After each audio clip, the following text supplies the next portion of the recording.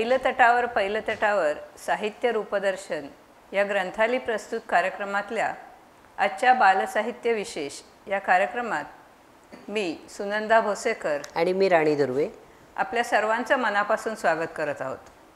आजचा साहित्य रूपदर्शनमधला आमचा हा 7वा भाग आहे. याआधी आम्ही आत्ताच अश्विनी म्हणाली तसं कथांपासून सुरुवात करून साठोत्तरी कथा, कविता, ललित गद्याचा धांडोळा घेत आज तितक्याच महत्त्वाच्या पण काहीशा दुर्लक्षित अशा साहित्य प्रकाराकडे येत आहोत. तो म्हणजे बालसाहित्य. म्हणजे यात कुमार साहित्यही आलंच. बालसाहित्य असं जेव्हा आपण म्हणतो तेव्हा त्यात अगदी शिशुगीतांपासून किशोरवयीन मुलांसाठी लिहिलं जाणारं साहित्य येतं. हा कार्यक्रम आज मुलांनी काय वाचावं, कसं वाचावं ह्याचा उहापोह करण्यासाठी नसून 1960 नंतरच्या काळामध्ये मुलांसाठी काय लिहिलं गेलं आणि सध्या काय लिहिलं जात आहे याचा आढावा घेण्याचा प्रयत्न आहे. लहान मुलांसाठी स्वतंत्र असं साहित्य असायला हवं याविषयी आपलं कुणाचंच दुमत नाही. परंतु इतर कथा, कविता, कादंबरी आदी साहित्य प्रकारांप्रमाणे बालसाहित्यात मात्र तितकंसं उदंड पण दिसत नाही. हे खरं आहे. मुलांसाठी म्हणून लिहिलेलं सगळं साहित्य मुलांच्या कल्पनाशक्तीला, विकासाला साधक असतंच असं नाही. नुसतंच काऊचिऊ, चेटकीण, राक्षस, राजा राणी, पर्या, राजकन्या ह्याच्यानी बालसाहित्य तयार होत नाही. त्याचं क्षितिज फार मोठं आहे. गंभीर प्रकृतीच्या अनेक थोर माणसांनीही खास लहान मुलांसाठी म्हणून कथा, कविता, गाणी, गोष्टी लिहिलेल्या आहेत. जे साहित्य पिढ्यानपिढ्यांचा वारसा म्हणून राहिलेलं आहे. रवींद्रनाथ टागोर यांनी सर्व प्रकारे लहान मुलांसाठी अजरामर साहित्यकृती लिहून ठेवलेल्या आहेत. अनुवादित साहित्याच्या रूपाने त्या मराठी भाषेतही सामावलेल्या आहेत. मराठी साहित्यात साने गुरुजींचं नावही बरोबरीने घ्यावं असंच अमर आणि विपुल साहित्य साने गुरुजींचं आहे. गांधीजींच्या सत्याचे प्रयोग इतकीच श्यामची आई ही शाश्वत आहे. बालसाहित्याचा आमचा पहिला पडाव बालकविता आणि बालगीतांचा. परीचा पडला दगडावर पाय. परीचा पडला दगडावर पाय, दगड म्हणाला आय आय. परी म्हणाली तू तर दगड. परीचा पडला दगडावर पाय, दगड म्हणाला आय आय. परी म्हणाली तू तर दगड, तुला काय होते परी जड. दगड म्हणाला इथे पहा. दगड म्हणाला इथे पहा, परीला दिसल्या जखमा 10. तेव्हापासून सगळ्या परी चालू लागल्या अधांतरी. एका वेड्यानं बांधलन घर. एका वेड्यानं बांधलन घर, घरावरती दुसरे घर, दुसऱ्यावरती तिसरे घर. शेवटी म्हणाला वा वा वा, घराला सुद्धा रेनकोट हवा. खुर्ची म्हणाली अरेस तुला. खुर्ची म्हणाली अरेस तुला, केव्हा येणार चालायला तुला. स्टूल म्हणाले त्याच वेळी, जेव्हा हाताने वाजवशील टाळी. आजही या आणि अशा अनेक बालकविता माझ्यात अगदी माझाच भाग असल्याप्रमाणे आहेत. घरात गोष्टी, कवितांची पुस्तकं असायची. माझे वडीलही बालकविता करायचे आणि त्यांच्याही कविता मला अशाच तोंडपाठ असायच्या. आमचं खडकी नावाचं एक शेत होतं. तर वडिलांची कविता आहे, म्हणजे रवींद्र दुर्वे यांची. बेडूक म्हणाला बेडकीला. बेडूक म्हणाला बेडकीला, चल जाऊया खडकीला. खडकी हे शेताचं नाव होतं आमचं. बेडूक म्हणाला बेडकीला, चल जाऊया खडकीला. बेडकी म्हणाली थांब थांब, माझं अजून व्हायचं आहे काम. काम काय करता येईल, काम काय करता येईल, गाडी नाही का निघून जाईल. बेडकी म्हणाली त्यात काय. बेडकी म्हणाली त्यात काय, आहेत ना दिले देवाने पाय. तर मग मीच जातो, स्टेशन आलं की काय काय खातो. तशी बेडकी निघाली, बेडकाच्याही पुढे गेली. ही त्यांची खडकी अशा शेतावरची कविता. अजून एक कविता त्यांची अशीच मला तोंडपाठ असलेली आहे. कोल्हापूरचे काका काकी. कोल्हापूरचे काका काकी काल आले एकाएकी. कोल्हापूरचे काका काकी काल आले एकाएकी. आल्या आल्या सांगू लागले, आमच्या तिकडे कोल्हापूरला एकाने एक कोल्हापूरला. आमच्या तिकडे कोल्हापूरला एकाने एक कोल्हापूरला. त्याचे मोठे झाड झाले, झाडाला पण कोल्हे चाले. जो तो गेला जिकडे तिकडे, आम्ही आपले आलो इकडे. अशी त्यांची कविता होती. या भागाची सुरुवात बालकवितांनी करत आहोत. याचं मुख्य कारण म्हणजे लहान मुलांची शब्दांची जी ओळख होते ना, तीच बडबड गीतं आणि बालकवितांनी. बडबड गीतांमध्ये शब्दांना फारसं महत्त्व नसलं तरी त्यातल्या शब्दांच्या आवर्तनांनी ध्वनींची एक लय तयार होते आणि त्यामुळे लहान मूल नादावतं.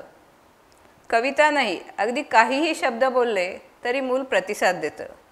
त्यातही नादमय शब्द असतील तर ते अधिकच आकर्षित होतं.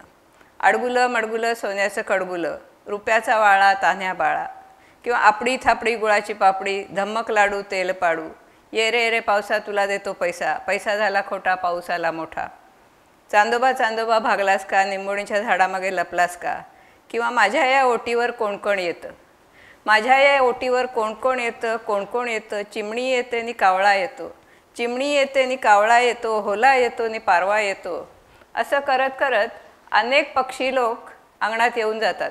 अगदी आजच्या काळामध्ये मुलांना अंगण दिसत नसलं तरीही या बालगीतांच्या शब्दांच्या तालावर आपल्या इतक्या पिढ्या पोचल्या गेलेल्या आहेत की यातल्या गीतांची सुरुवात नेमकी कधी झाली हाही एक संशोधनाचा विषय ठरेल. मला वाटतं कितीही नवनवीन साधनं आली तरी मराठी संस्कृतीतला मामाचा वाडा चिरेबंदी आणि मोठा पाऊस आणि खोटा पैसा हे समीकरण तसंच राहील. पण पिढ्यांमधून बालगीतं अगदीच बदलत नाहीत असं नव्ह. मला आठवतं, वाहवा वाहवा चेंडू हा, वाहवा वाहवा चेंडू हा, सुंदर कितीतरी खचितच हा, तर तो आपण घेऊन या, सगळे मिळून खेळूया. ही मिस मेरी भोर यांची किंवा जुन्या पिढीतल्या अशा तत्सम कविता ह्या माझ्या थोरल्या काकांच्या तोंडी होत्या. त्यानंतर कधी मी फारशा कोणाच्या आपल्या तोंडी ऐकल्या नाहीत. पण हे मिस मेरी भोर अशी कविता होती. हे मिस मेरी भोर यांचं हे गीत फारच पूर्वीच्या काळचं आहे, त्यामुळे ते आपल्याला माहीत नसेल. पण काही गीतं आणि गोष्टींनी मात्र मराठी आयुष्याची सुरुवात ही अपरिहार्य असते. उदाहरणार्थ, एक होता काऊ, एक होता काऊ, एक होती चिऊ, काऊचं घर होतं शेणाचं, चिऊचं घर होतं मेणाचं. ही तर मुलांसाठी सर्वकालिक पहिली गोष्ट असते. पण म्हणून बालसाहित्य म्हणजे केवळ चिऊ काऊचा खेळ नव्हे. बडबड गीतं किंवा बालकविता लिहिणं हे सोपं वाटत असलं तरी ते अतिशय अवघड काम आहे. मोठ्या माणसांनी मूल होऊन मुलांच्या मनात उतरून साधे सोपे शब्द लिहायला हवेत. त्या वयोगटातल्या मुलांच्या कल्पनाशक्तीलाही चालना मिळायला हवी आणि काही मूल्यांचं संवेदनांचं निसटतं का होईना पण बीजरोपण व्हायला हवं. आपल्या कार्यक्रमामध्ये आपण 1960 नंतरच्या साहित्याचा प्रामुख्याने विचार करत आहोत. नाहीतर बालगीतं कवितांची सुरुवात करताना लक्ष्मीबाई टिळकांपासून कवी दत्त, कवी बी, गोपीनाथ तळवलकर, हस गोखले अशी मातब्बर नावंसुद्धा घ्यायला हवेत. मराठी शिशुगीतांचे प्रवर्तक म्हणून वागो मायदेव प्रसिद्ध होते. अनेक उत्तमोत्तम बालगीतं मायदेव यांनी लिहिलेली आहेत. या कार्यक्रमाच्या निमित्ताने बालगीतं आणि बालकवितांचा शोध घेत होतो. कितीतरी मागे गेलो. ओळखीच्या खुणा सापडाव्यात अशा कविता सापडत गेल्या. जणू काही हरवलेल्या चिजा सापडल्या होत्या. यात कवी दत्तांची शहाणी बाहुली आहे. या बाई या, बघा बघा कशी माझी बसली बया, ऐकून येते हळूहळू अशी माझी छबी बोलते. राबा खानवलकरांची माझी बाहुली ही कविता आहे. लहान माझी बाहुली, मोठी तिची सावली, घारे डोळे फिरविते, नकटे नाक उडविते. भात केला करपून गेला, भात केला करपून गेला, पोळ्या केल्या कच्च्या झाल्या, वरण केले पातळ झाले, आडाचे पाणी काढायला गेली, धपकन पडली आत. केशवकुमार म्हणजे आचार्य अत्रेंची आजीचे घड्याळ आहे. या सगळ्या कविता आपल्याला सतत माहितीच असतात, जणू आपल्याबरोबर चालत असतात. आजीचे घड्याळ पण आपल्याला सगळ्यांना माहीत असते. आजीच्या जवळी घड्याळ कसले आहे चमत्कारिक, देई ठेवून ते कुठे हे नाही कुणा ठाऊक, त्याची टिकटिक चालते न कधी आहे मुके वाटते, किल्ली देईन त्यास कधी तरी ते सारखे चालते. शांताबाई शेळकेंची शांताबाई शेळकेंची लाडकी बाहुली ही तर खासच कविता होती. लाडकी बाहुली होती माझी एक, मिळणार तशी ना शोधून दुसऱ्या लाख. ही शाळेतली चाल आहे बरं का. लाडकी बाहुली होती माझी एक, मिळणार तशी ना शोधून दुसऱ्या लाख, किती गोरी गोरी गाल गुलाबच फुलले, हासती केसते सुंदर काळे कुरळे. ही बाहुली माळरानावर हरवते. तिला शोधत ती लहान मुलगी फिरते, तेव्हा तिच्याबरोबर आपणही फिरलेलो असतो. संततधार पावसात ती बाहुली सापडत नाही. आपल्यालाही तितकंच दुःख होतं. आणि सापडते तेव्हा कुणी गेली होती गाय तुडवणी तिजला, पाहुनी दशा ती रडूच आले मजला. मैत्रिणी म्हणाल्या काय अहा हे ध्यान, केसांच्या जिपर्या रंगही गेला उडून. परी आवडली ती तशीच मजला राणी, लाडकी बाहुली होती माझी म्हणूनी. गह पाटलांची एक मामाची गाडी आहे. माझ्या मामाची रंगीत गाडी हो. सगळ्यांनी ही कविता कधी ना कधीतरी शाळेत म्हटलेलीच आहे. आम्ही तर जोरजोरात बेंचवर हे आपटून म्हणायचं, पट्ट्या आपटून असं. माझ्या मामाची रंगीत गाडी हो, तिला खिलाऱ्या बैलांची जोडी हो. कशी दौडत दौडत येई हो, मला आजोळी घेऊन जाई हो. नाही बिकट घाट, नाही बिकट घाट, सारी सपाट वाट. मऊ गालीचे ठाई ठाई हो, मऊ गालीचे ठाई ठाई हो. माझ्या मामाची रंगीत गाडी हो. आता या कविता म्हणताना काळाचा दगड थोडा मागे पुढे केला आहे, पण आपलं लहानपण समृद्ध करून गेलेल्या कवितांचे हे थांबे हा केवळ शब्दध्वनीचा खेळ नव्हे, तर त्याही पलीकडे आहे ती संवेदन जागृती आणि लहान मुलांच्या कल्पना विश्वातला सीमा रुंदावण्याची ताकद. आणि ह्यामुळेच अशा अनेक कविता एका जागी न थांबता बालसाहित्य होऊन पुढल्या पिढ्यांमधून वारसा होऊन पुढे जाऊ लागल्या. कवितांची यादी बघताना लक्षात आलं की 60 नंतरच्या काळात बऱ्याच मातब्बर साहित्यिकांनी लहान मुलांसाठी विपुल कविता लिहिली आहे. मुलांना कळेल, आवडेल असे शब्द वापरून, त्यांच्याच मनोविश्वातल्या कल्पना वापरून मुलांना सोपी वाटेल अशी वाक्यरचना करून केलेली कविता मुलांना अधिक आवडते. हे मोठ्यांना जसं कळत गेलं तशी उपदेशपर बालकविता करणं कमी झालं. हे 60 सालानंतरच्या बालकवितांचं मोठंच योगदान म्हणायला लागेल. 60च्या नंतर जसे इतर साहित्य प्रकारांमध्ये बदल घडत गेले, तसेच बालकविताही नव्या विचारांनी नव्या कल्पना घेऊन पुढे आली. विमा कुलकर्णी, मंगेश पाडगावकर, विंदा करंदीकर, शांता शेळके, इंदिराबाई संत, कुसुमाग्रज, संजीवनी मराठे, तारा वैशंपायन, लीलावती भागवत असे अनेक कवी कवयित्री बालकवितेच्या क्षेत्रात आले. लहान मुलांची असली तरी पूर्वीची कविता ही शब्द आणि अर्थानंही काहीशी बोजड होती. या नव्या कवींच्या कवितेमधून सोपे शब्द, नाद, ताल, सूर आणि नवीन आशयही यांचा एक सुरेख मेळ कवितेला सापडला. त्यात कृत्रिमता नसल्यामुळे या बालकविता मुलांना आवडल्या, त्यांच्यात सहज रुजून गेल्या. बालसाहित्य म्हणून ज्या बालकविता राहून गेलेल्या आहेत त्यात संवेदनही असतं, कल्पना सौंदर्य असतं, गंमत आणि रंजकताही असते. चांगली बालकविता मुलांना सर्व संवेदनांचा अनुभव देते. रूप, रंग, नाद, स्पर्श, गंध सगळ्या भावना त्यांच्यापर्यंत पोचवते. पावसाच्या धारा येती जरा जरा, पावसाच्या धारा येती झर झरा, झाकळले नभ सोसाट्याचा वारा.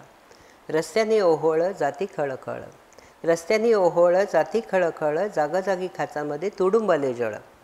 यात ळचा नाद आहे. सगळंच आकारांत आहे, त्याचाही एक नाद आहे. अर्थातच कवयित्री आहेत शांता शेळके. 1960 साली शांताबाईंचा अगदी लहान मुलांसाठी चिमण चारा हा बालगीत संग्रह आला. थुई थुई नाच मोरा हा दुसरा कविता संग्रह 1961 प्रकाशित झाला. त्यांचा टिपटिप चांदणी हा बालगीत संग्रह 1966 तर झोपेचा गाव हा बालगीत संग्रह 1990 प्रसिद्ध झाला. शांताबाईंच्या कविता नेहमी गीतांच्या जवळ जातात, त्या वृत्तामध्ये पक्क्या आहेत, त्यामुळे साहजिकच त्यांच्या कवितांमध्ये गेयता आहे. 60 नंतरच्या पुढील काळामध्ये जसा कवितांचा आशय बदलत गेला तशी बालकवितांची पुस्तकंही बदलली, म्हणजे पुस्तकांचं रूप बदललं. रंगीत चित्र, पांढरा सुंदर चकचकीत कागद, आकर्षक वेष्टन, मांडणी असं बालकवितांचं बाह्यरूपही बदललं. मुलांना आवडेल असं झालं. संग्रहांची नावं घेत बसत नाही, पण कितीतरी प्रथितयश कवींची बालकवितांची पुस्तकं 60, 70, 80 या दशकात आलेली आहेत. सरिता पदकी हे 60 नंतरच्या कालखंडातलं बालकवितेतलं एक प्रामुख्याने नाव लक्षात राहिलेलं आहे. त्यांचं गुटरगू गुटरगू, नाचपोरी नाच, झुळूक इत्यादी बालकवितांचे संग्रह आहेत. जम्मट टंपू टिल्लूची, अक्कल घ्या अक्कल, करंगळ्या, छोटू हत्तीची गोष्ट वगैरे बालकथा संग्रहही आहेत. उलट सुलट वाक्यातून शब्द फिरवून त्या कवितेत गंमत करून जातात. वार वार गारा आला, वार वार गारा आला जागेमध्येच वाहू चला, वार वार गारा आला जागेमध्ये वाहू चला, कजा कजा भरू चला, कजा कजा भरू चला, अशी ओळीतली गंमत त्या करतात. आता गंमत याच नावाचा बालगीतसंग्रह संजीवनी मराठे यांचा आहे. बरं का ग आई हा कवितासंग्रह 1962 साली आला. हसूबाई हसू, माझा भारत, माणिक मोती, मासुमा आणि इतर प्राणीकथा हे त्यांचं साहित्य. किशोरवयीन मुलांसाठीच्या कविता संजीवनीबाईंनी लिहिल्या. या वयोगटातल्या मुलांसाठी कविता हा प्रकार कमी असतो, कमी लिहिल्या जातात. सुमती पायगावकर यांचं नाव वेगळ्या कारणाने पुढे घेणारच आहे, पण त्यांचेही चाफ्याची फुले, पोपटदादाचं लग्न, रानगावची आगगाडी इत्यादी बालकविता संग्रह प्रसिद्ध झालेले आहेत. आशा गवणकरांची लाडोबा नावाची एक कविता आहे. खबडक खबडक घोडोबा, खबडक खबडक घोडोबा, घोड्यावर बसले लाडोबा, लाडोबाचं लाड करतंय कोण, लाडोबाचं लाड करतंय कोण, आजोबा आजी मावश्या दोन. आता खबडक खबडक यात शब्दलय आहे, लाडोबांची स्वारी आहे आणि त्यांचे लाड करणारे कोण, तर आईच्या घरचे सगळे आणि दोन दोन मावश्या. आशा गवणकर यांच्या जादूची नगरी या बालकाव्याचे 3 भाग प्रसिद्ध झालेले आहेत. शिरीष पै, वृंदालिमये या नावांबरोबरच रुच्या गोडबोले हेही एक नाव आठवतं. लहान वयातच, म्हणजे मला आठवतं ती काहीतरी एक 3री-4थीत होती, अगदी लहान मुलगी होती, अगदी लहान मुलगी होती. बऱ्याच जणांना आठवत असेल रुच्या गोडबोले, कारण तेव्हा ते एकदम खूप हॅपनिंग होतं. रुच्या गोडबोले हे रुच्या गोडबोले तिचा चिडवा चिडवी हा संग्रह बालकविता संग्रह आला होता. सदानंद रेगे, गदी माडगुळकर यांच्या बालकविता तुलनेने कमी परंतु अर्थातच सरस आहेत. गदिमांची गोरी गोरी पान फुलासारखी छान आणि नाचरे मोरा आंब्याच्या वनात ही लहान मुलांसाठी लिहिलेली गीतं बरीच गाजली होती, आजही आपल्याला आवडतात. त्याच दरम्यान राजा मंगळवेढेकर, कृब निकुंभ, अनंत भावे आणि आरती प्रभू देखील बालकवितांमधली काही प्रसिद्ध नावं. पण विंदा करंदीकर आणि मंगेश पाडगावकर या दोघांनी बालकवितेचं दालन समृद्ध केलं. बालकाव्याच्या प्रदेशात वेगळी विश्व निर्माण करणारे कवी म्हणजे विंदा. त्यांचा एटू लोकांचा देश 1963 साली आला. काल्पनिक अशा एटू लोकांच्या घरांचं, पोशाखांचं, रीतिरिवाजांचं, देशांचं वर्णन त्यांनी करून मुलांना रिझवलं. तिबेटाच्या जराखाली, तिबेटाच्या जराखाली हिमालयाच्या जरावर, तिबेटाच्या जराखाली हिमालयाच्या जरावर एटू लोकांचा अद्भुत देश. एटू लोकांचा अद्भुत देश प्रत्येकाजवळ उडते घर. टिंग म्हणता, टिंग म्हणता येते खाली, टुंग म्हणता जातेवर. राणीची बाग, सशाचे कान, एकदा काय झालं, परी ग परी, सर्कसवाला, टॉप, 7 एके 7, बागुलबुवा, पिशी मावशी आणि तिची भूतावळ, अडम तडम, ही सगळी विंदांच्या कवितांची मी नावं घेते. एवढी त्यांनी लिहिली, त्याच्याहीपेक्षा जास्ती असतील. पिशी मावशी आणि तिची भूतावळ तर अजूनही मुलांना किती प्रिय आहे हे अगदी अलीकडे देखील मी पाहिलं आहे. मंगेश पाडगावकरांचा बबलगम हा बालकविता संग्रह 1967 साली आला. आता खेळा नाचा, चांदो मामा, वेडो कोकरू, भोलानाथ, फुलपाखरू निळं निळं इत्यादी त्यांचे बालकविता संग्रह आहेत. सुट्टी एके सुट्टी हा कविता संग्रह 1992 साली आला. सांग सांग भोलानाथ पाऊस पडेल का, शाळेभोवती तळे सचून सुट्टी मिळेल का, ही तर त्यांची कविता एकदम आयकॉनिक कविता ठरली आहे. बालकवितेत कल्पनाविलासाला सगळ्यात महत्त्वाचं स्थान असतं. त्याबद्दल बोलताना विंदा असं म्हणतात, विंदा करंदीकर असं म्हणतात की मोठ्यांच्या तुलनेत लहान मुलं निर्जीव वस्तूंना सहज सचेतन रूप देऊ शकतात. त्यांना सजीव म्हणून ते अनुभवू शकतात. त्यामुळे त्यांच्या कल्पनाविलासात निर्जीवाचे सजीवीकरण, अशक्य गोष्टी शक्य करणं किंवा त्यांच्यातली सीमारेषा अस्पष्ट करणं त्यांना सहज जमतं. वस्तूंप्रमाणे प्राण्यांबद्दलही ते माणसांप्रमाणे बोलणे चालणे असं कल्पना करू शकतात, अद्भुताची कल्पना करू शकतात. मात्र मुलं मोठी होऊ लागली की ह्या सीमारेषा अधिक ठळक होऊ लागतात. त्यामुळे मुलांच्या कल्पनाशक्तीला ओळखूनच बालकवितेतल्या अद्भुताला प्रकट व्हावं लागतं. एकूणच बालकविता, बालगीतं या प्रांताकडे पाहिलं तर ताराबाई मोडक आणि अनुताई वाघ यांचाही आवर्जून उल्लेख करायला हवा. त्यांचा विशेष म्हणजे त्यांनी आदिवासी मुलांसाठी त्यांच्या भाषेतून कविता आणि गाणी लिहिली. या प्रांतामध्ये सरलाताई देवधर ज्या ताराबाईंच्या शिष्या आहेत त्या आणि शेष नामले यांचंही कार्य भरीव आहे. अलीकडच्या काळात ग्रामीण वातावरणातली ही बालकविता बऱ्यापैकी लिहिली जाते. दासू वैद्य यांच्या बालकवितांचे 4 संग्रह आलेत. एकनाथ आव्हाडही चांगली बालकविता लिहितात.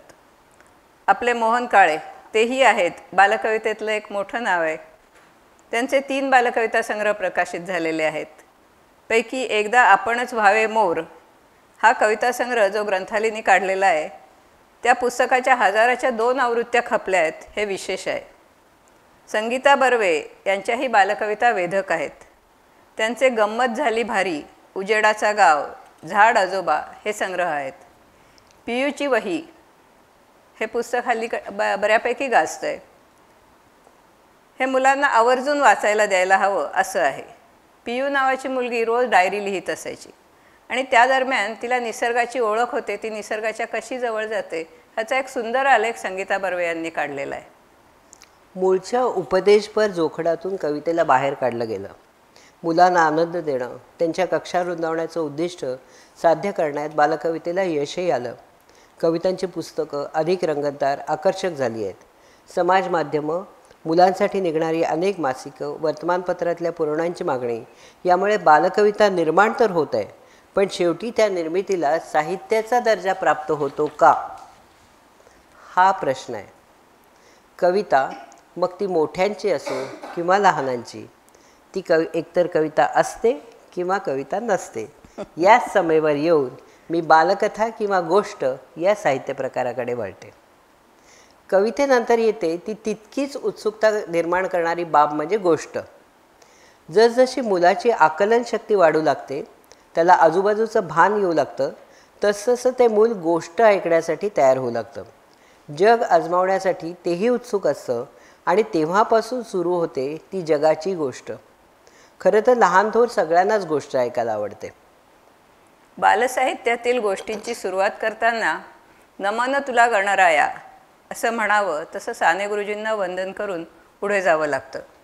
भलेही त्यांचा कालखंड 60 नंतरचा नाही, पण साने गुरुजी आणि त्यांची माणूस घडवणारी नीतिमूल्य शाश्वत आहेत. साने गुरुजींनी एका संपूर्ण पिढीला ध्येयवाद शिकवला, जो पुढच्या पिढ्यांमधूनही पाझरत गेला. समाजामध्ये अन्यायाच्या, विषमतेच्या विरुद्ध लढणारी, सत्प्रवृत्त, धडपडणारी मुलं त्यांनी घडवली. त्यांची शैली आज जुनी वाटते, त्याची चेष्टाही होते. गुरुजींच्या हयातीमध्येच त्यांच्या लोकप्रियतेमुळे असूया वाटणाऱ्या लोकांनी त्यांच्या साहित्याला रडकं साहित्य ठरवलं. आता त्याचं नव्याने मूल्यमापन होतं आहे. गुरुजींनी दिलेल्या शाश्वत मूल्यांच्या जाणीवेची आज कधी नव्हतं सगळ्यात जास्त गरज आहे. मला नेहमी असं वाटतं आणि मी अनेकदा राणीलाही सांगते की नव्या प्रकारे, नव्या अवतारात पुन्हा एकदा साने गुरुजी लिहून काढण्याची खूप गरज आहे. त्यांची सुंदर भाषा आणि तिचा लहेजा म्हणून वानगी दाखल साने गुरुजींच्या गोड गोष्टीमधला एक उतारा. खरं तर हे काही 60 नंतरचं नाही, पण भाषा पाहिली तर त्यांची भाषा इतकी सुंदर असते की तिचा नेहमी मोह पडतो. साने गुरुजींच्या गोडगोष्टीमधला हा उतार आहे. फार प्राचीन काळची ही गोष्ट आहे. यशोधर नावाचा एक राजा होता. त्याच्या राजधानीचे नाव होते मुक्तापूर. मुक्तापूर खरोखरच फार सुंदर शहर होते. मोत्याप्रमाणे शोभत होते. शीतला नदीच्या काठी ते वसलेले होते.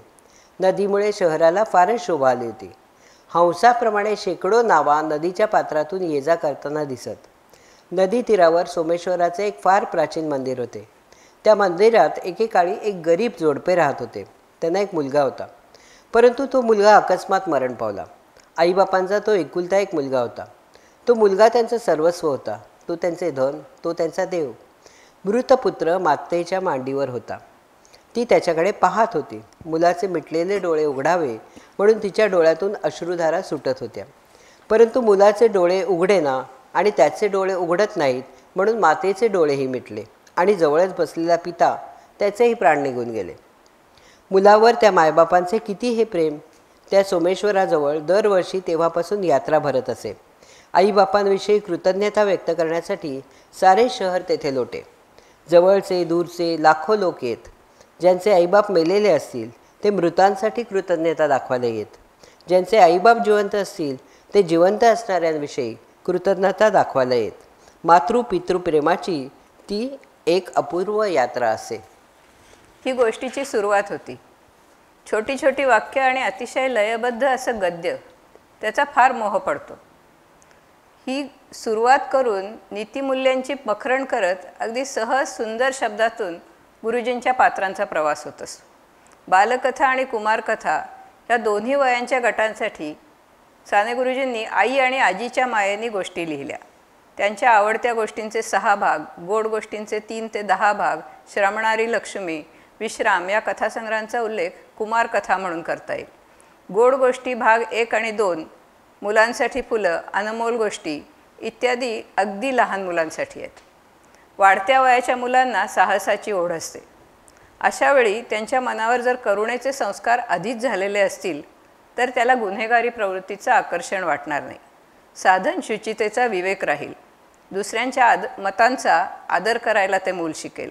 मला वाटतं गुरुजींचं हे सगळ्यात मोठं योगदान आहे. 60 नंतरच्या पिढीत गोष्ट लिहिणारे राजा मंगळ वेडेकर आहेत. दुर्गा भागवतांनी गोळा केलेल्या लोककथा आहेत. सरोजिनी बाबर, विजय तेंडुलकर, देविदास बागुल आहेत. श्यामला शिरोळकर, सुधाकर प्रभू, दत्ता टोळ, शंकर सारडा, अमरेंद्र गाडगीळ, यदुनाथ तत्ते, अनंत पै, महावीर जोंधळे, दिनकर देशपांडे, गिरिजा कीर, लीला दीक्षित या सगळ्या साहित्यकारांनी मुलांसाठी विपुल प्रमाणात साहित्यलेखन केले. सई परांजपे यांनी मुलांसाठी अरेबियन नाईट्सच्या खंडांचे भाषांतर करून ठेवले आहे. मुलं जरा मोठी झाली की त्यांना राजा राणीच्या, राक्षसाच्या तावडीतून राजकन्येला सोडवणाऱ्या शूर राजपुत्राच्या, पऱ्यांच्या गोष्टी ऐकायला आवडतात. परी ही कल्पना तशी पाश्चात्य आहे, पण आता आपल्याकडे चांगलीच रुजली आहे. सुमती पायगावकरांनी हॅन्स अँडरसनच्या परीकथांचे अनुवाद केले आहेत. ग्रीम्स बंधूंच्या परीकथांचेही अनुवाद झाले आहेत. मालतीबाई दांडेकरांच्या छान गोष्टी, लीलाधर हेगडे यांचे पाचूचे बेट ही पुस्तकं बालवाचकांसाठी खास होती. पऱ्यांच्या आणि राक्षसांच्या बरोबरीने जादूच्या आणि जादूगारांच्या गोष्टी बालवाचकांना तेव्हा प्रिय होत्या, अजूनही आहे. जादूची अंगठी, जादूची छडी, उडता घोडा, बोलका शंख, उडणारा गालिचा अशा अनेक जादूच्या वस्तू होत्या.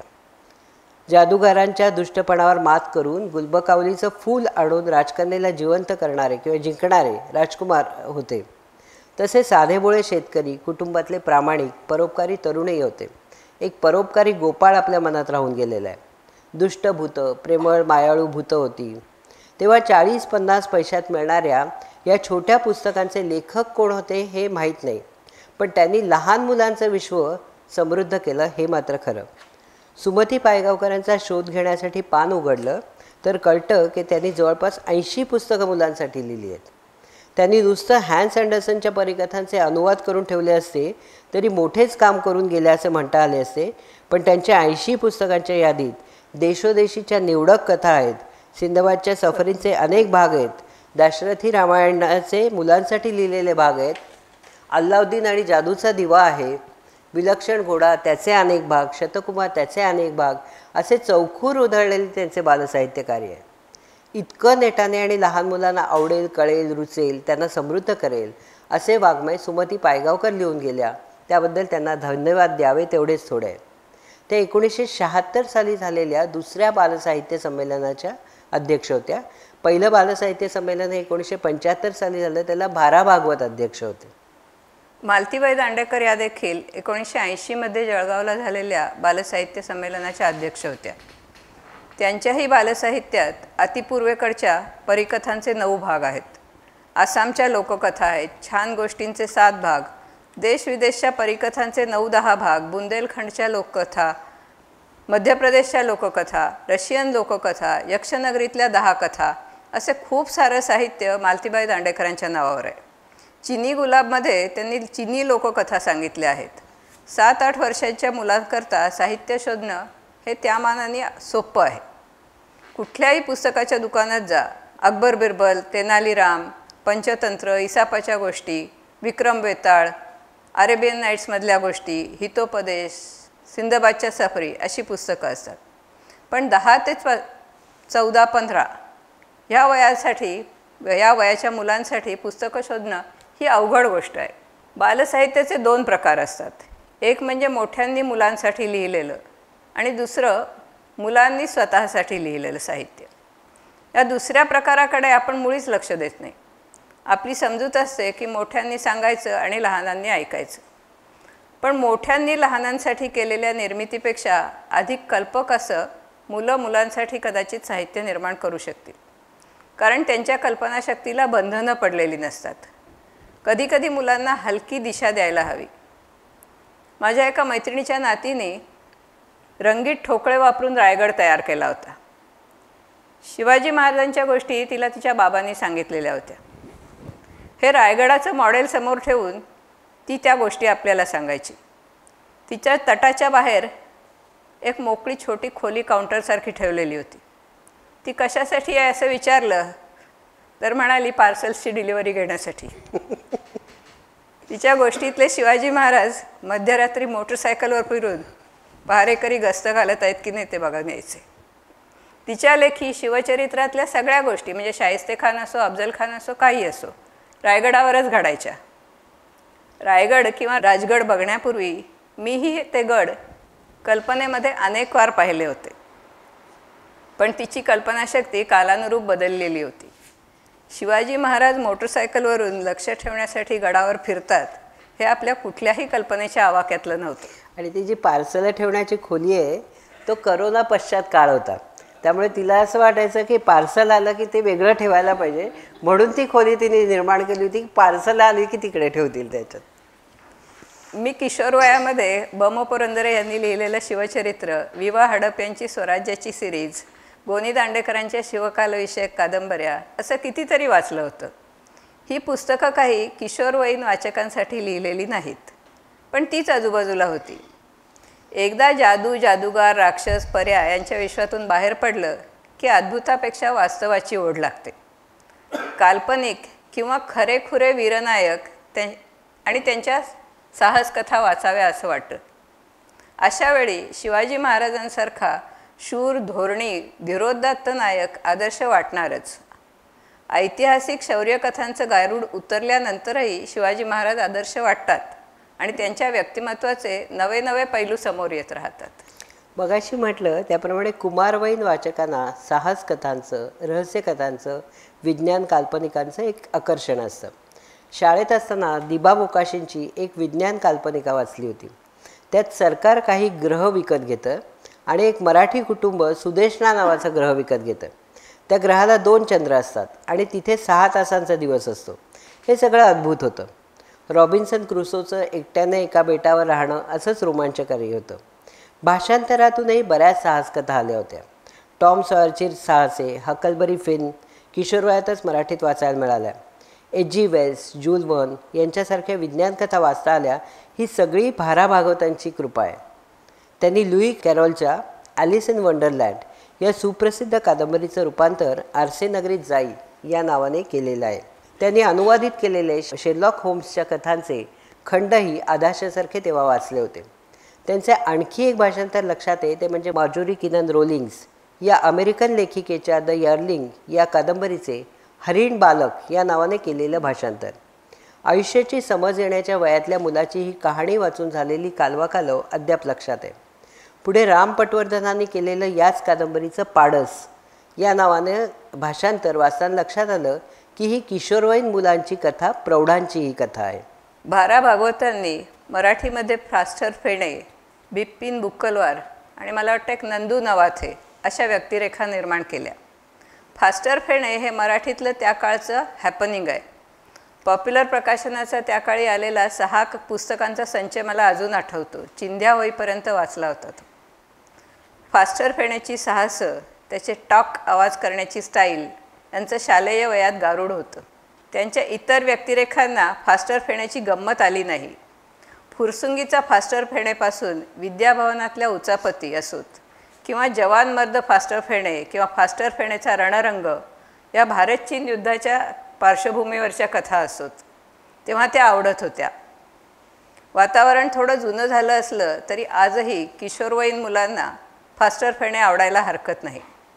जयदीपची जंगल यात्रा किंवा ब्रह्मदेशचा खजिना ही पुस्तकं नव्या स्वरूपात आली तर अजूनही कुमार वाचकांना भुरळ घालू शकतील.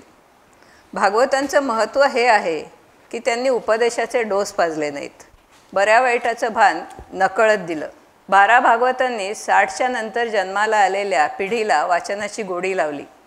त्यांनी खास किशोरवयीन वाचकांसाठी लिहिलं. पुराणकथा, पंचतंत्र, इसापनीती, अकबर बिरबल वाचण्याच्या वयापेक्षा वाढलेल्या मुलांना त्यांना रुचतील, आवडतील, त्यांच्या कल्पनाशक्तीला चालना मिळेल अशा कथा लिहिल्या. या आधीच्या काळात नाधो ताम्हणकरांचं नाव घेता येईल. जसा फुरसुंगीचा फास्टर फेणे बालसाहित्यात राहून गेला आहे, तसाच ताम्हणकरांचा गोट्या. त्यांच्या गोट्याचे 3 भाग निघाले. हा गोट्या खट्याळ होता, खोडकर होता, सगळ्या बाबतीत हुशार, खूप खोड्या करायचा, चांगल्याच्या मागे असायचा. हा गोट्या किंवा फास्टर फेणे आताच्या मुलांना आपल्याला किती आवडतील माहीत नाही, पण एकेकाळी गोट्या देखील बालवाचकांचा खास आवडीचा होता. मणी, राजाबाळ, पंडित, रत्नाकर, खडकावरला अंकुर अशा कादंबऱ्याही ताम्हणकरांच्या नावावर आहेत. पण नाधो ताम्हणकरांचं नाव घेतलं की आठवतो तो गोट्या. तशीच त्यांची आहे एक चिंगी. मुलींचं असं स्वतंत्र पात्र फारसं कोणी लिहिलेलं नाही, त्यामुळे तेव्हाच्या काळात त्यांनी चिंगी हे पात्र उभं करणं हे विशेष होतं.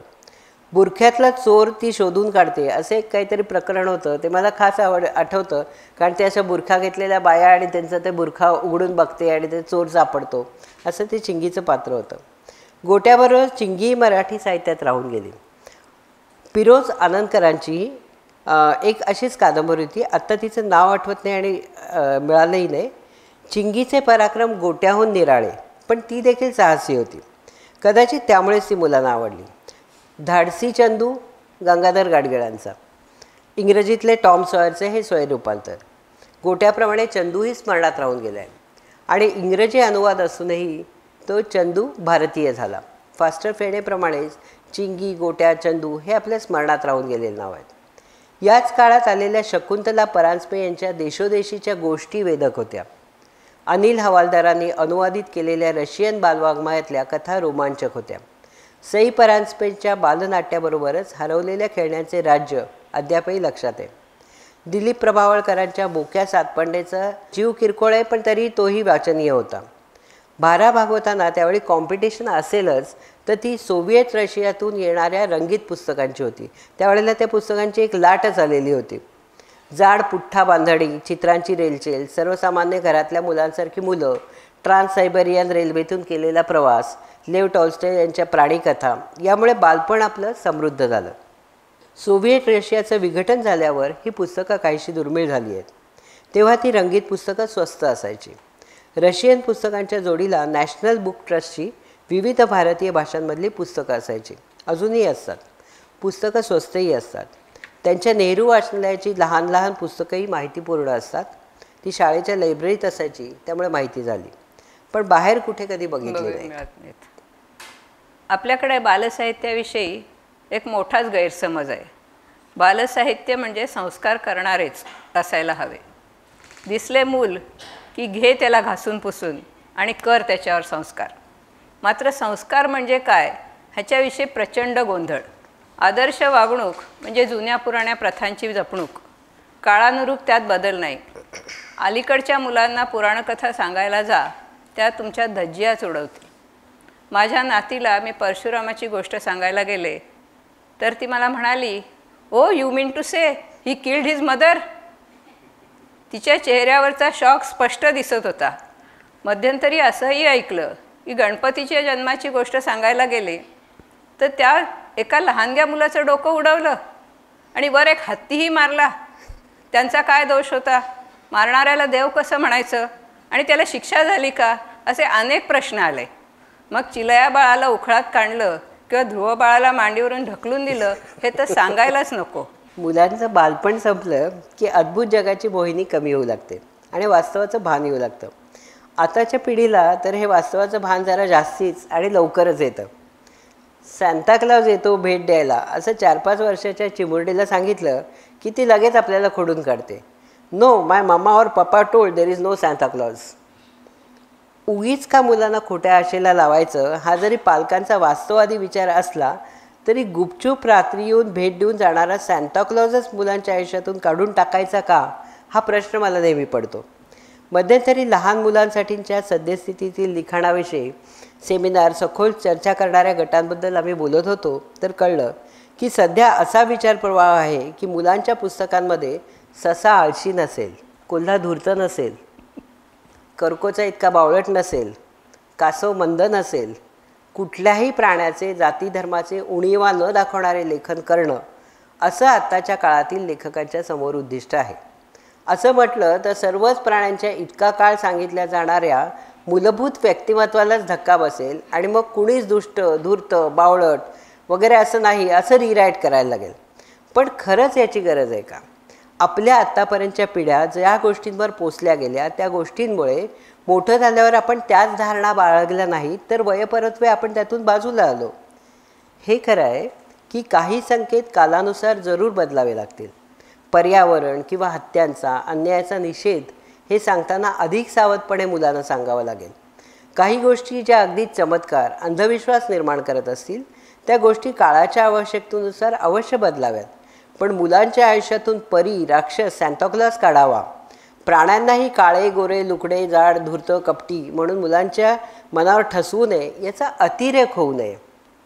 संस्कारक्षम वयात मुलांवर नीतिमूल्य ठसवणं हे मूलभूत कार्य सर्वच बालसाहित्याचे होते आणि कालात येत राहील. एक थोडा विषयांतर करते.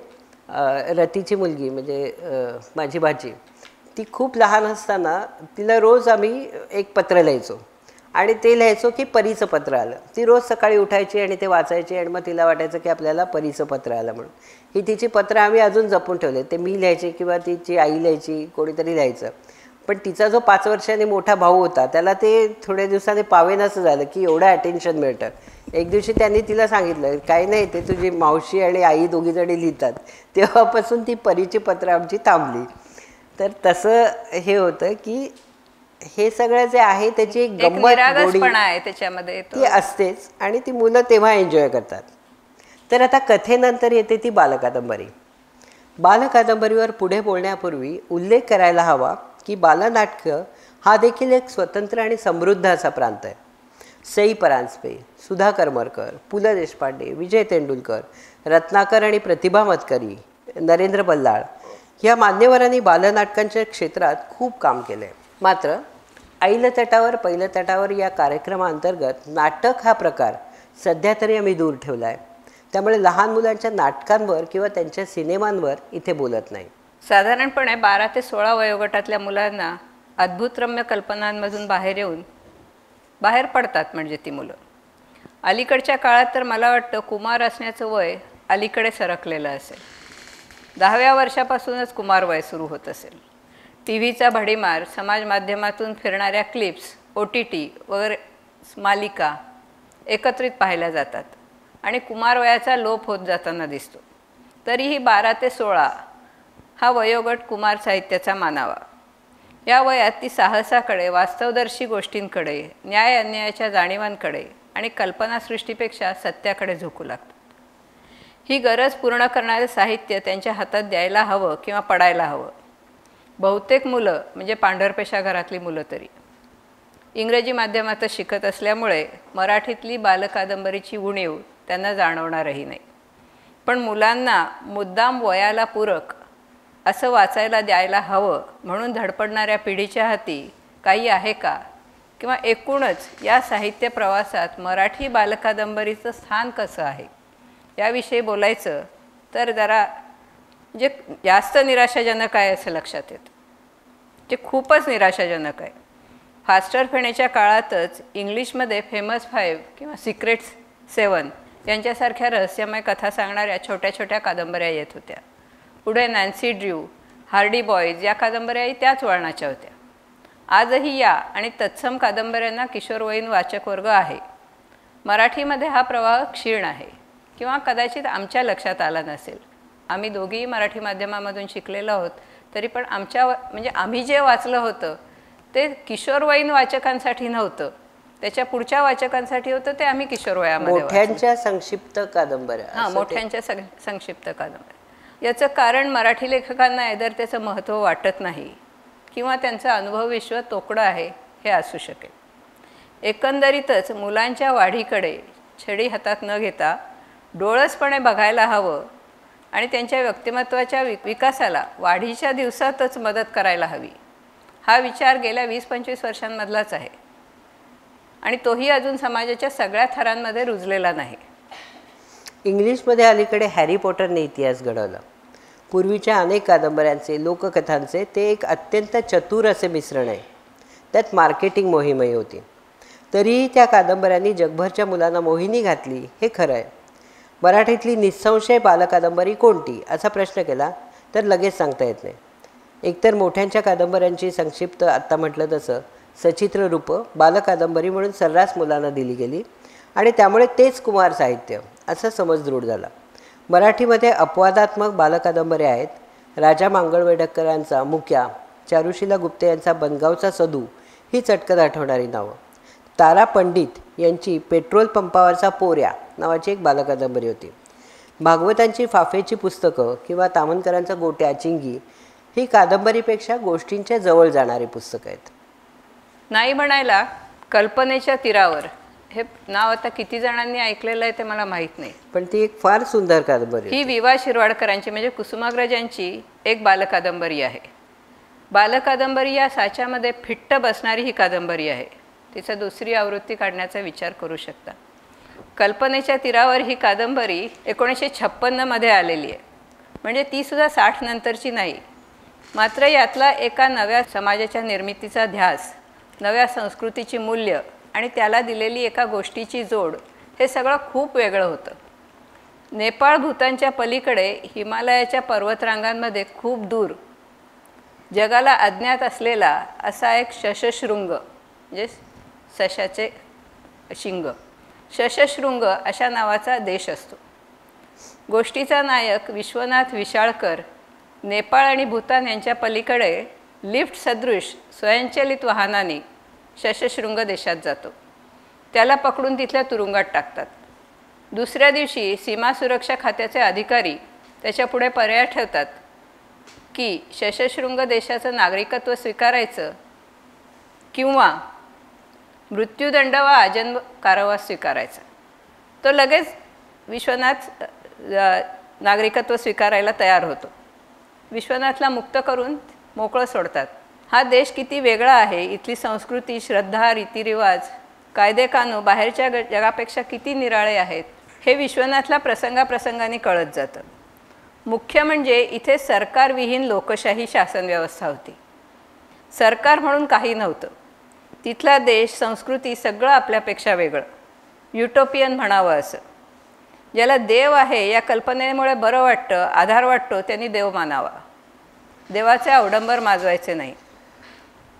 आणि धर्म म्हणजे माणूस धर्म मानावा. इतपत धर्म असावा त्याचंही अवडंबर नसतं. संस्कृती म्हणजे काय तर संस्कृतीचे मोजमाप हे तेव्हा लिहिलेलं आहे. माणसाने विज्ञानात किती प्रगती केली, वाहनाचा वेग किती वाढवला, इमारतीवर किती मजले चढवले या गोष्टींनी होत नाही, तर आपल्या समाजात निर्भयता, शांतता, संतुष्टता किती गोष्टी प्रस्थापित आहेत यावरून समाजाची संस्कृती ठरते. गावं आटोपशीर असावीत, आखलेले रेखलेले रस्ते असावेत, ते प्रशस्त आणि रुंद हवेत, गावात सार्वजनिक बाग हवी, नगरातही 10,000पर्यंतच वस्ती हवी. वस्ती वाढली तर शेजारी नवे गाव वसवावे. म्हटलंच तर सगळं युटोपियन, आदर्शवादी. अशी ही कल्पनेच्या तीरावर असं नाव आहे. कल्पनेच्या तीरावर ही कादंबरी कॉन्टिनेंटल प्रकाशनाने प्रसिद्ध केली होती. या कादंबरीविषयी विस्ताराने इथे सांगण्याचं कारण म्हणजे यातला कवी कुसुमाग्रजांच्या कल्पनेचा विलास एका नव्या समाजाच्या निर्मितीची, नव्या संस्कृतीचे मूल्य, आपल्या ध्यानीही नसलेल्या समाजोपयोगी अशा गोष्टी आजही आवश्यक आहेत. हा युटोपिया खरा पण आवश्यक वाटत राहतो. कुसुमाग्रजांची ही कादंबरी काहीशी दुर्लक्षित राहिली याचीही नव्याने चर्चा व्हायला हवी असं वाटतं. मध्यंतरी काही काळ बालसाहित्याचं क्षेत्र फारच दुर्लक्षित होतं असं जाणवायला लागलं होतं. पण अशात गेल्या 10 वर्षातलं वातावरण परत आशादायक आहे. यात मोलाचा वाटा माधुरी पुरंदरे यांचा आहे. वाचू आनंदचे खंड संपादित करून त्यांनी मुलांच्या आणि पालकांच्याही हाती मोठाच ठेवा दिला आहे.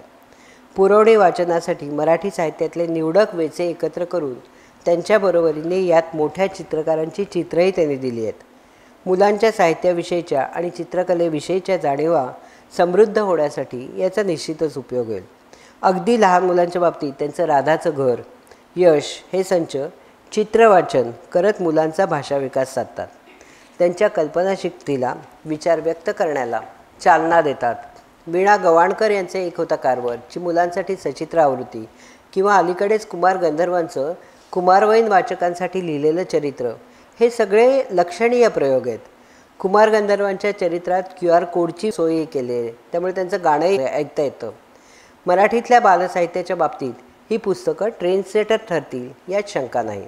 राजीव तांबेही वेगळे प्रयोग करत असतात. नीतिकथा सांगताना त्या नीतिकथा वाटणार नाहीत याची काळजी घेण्याचा प्रयत्न करत असतात. नवजात बाळांच्या मनातल्या गोष्टी सांगणारी त्यांची बब्बड मालिका मनोरंजक होती. फारुख काझी, वैशाली सूर्यवंशी असे काही शिक्षकही बालसाहित्याच्या क्षेत्रात काम करत आहेत. वाढत्या वयाच्या मुलांसाठी doctor Shantanu Abhyankar, doctor Ujjwala Dalvi, doctor Pramod Bejkar ह्या डॉक्टर मंडळींनी मुलांना स्वतःच्या शरीरात आणि त्यामुळे मनात होणाऱ्या खळबळीची ओळख करून दिली. रमा हर्डीकर यांचं माझं जग हा संच हे चांगले नवे प्रयोग आहेत. डॉक्टर स्वाती राजे यांचंही योगदान महत्त्वाचं आहे. मध्यंतरी साधना साप्ताहिकातली लोककथांविषयीची त्यांची मालिका महत्त्वाची होती.